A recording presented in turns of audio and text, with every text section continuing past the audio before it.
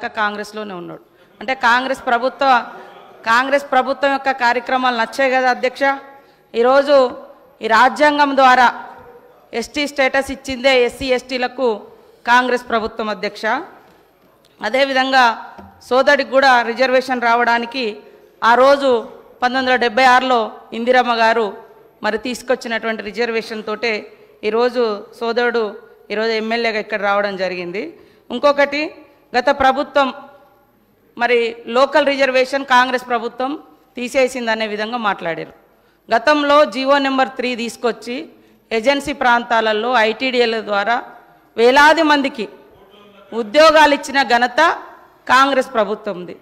కానీ మీరు సరిగ్గా ఆర్గ్యుమెంట్ చేయక అది కోర్టులో పోయింది. మీరు ఇచ్చిన 10% రిజర్వేషన్ కూడా ఎలక్షన్స్ ముందు ఇచ్చారు, అది కూడా ఇవాళ కోర్టులోనే ఉంది సార్.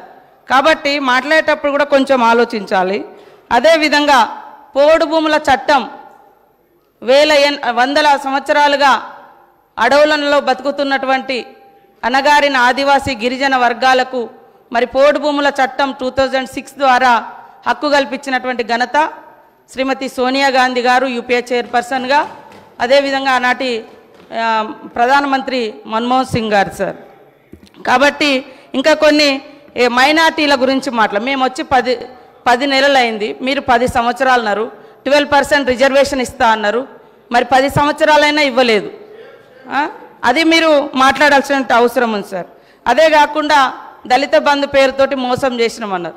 ఇందులో ఆల్రెడీ 2000 కోట్ల రూపాయలను ఈ సంవత్సరానికి గాను మరి పెట్టడం జరిగింది.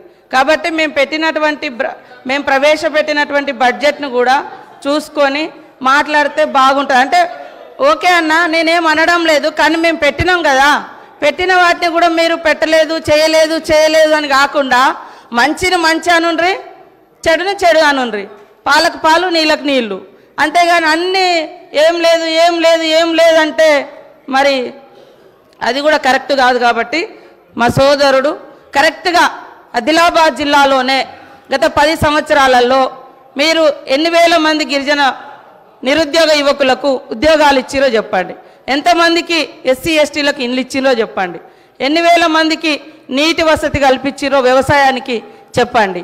అదేవిధంగా మైనార్టీలకు సంబంధించి కూడా రిజర్వేషన్లు, ఉద్యోగాలు, ఇండ్లు ఏమిచ్చిరో చెప్పండి.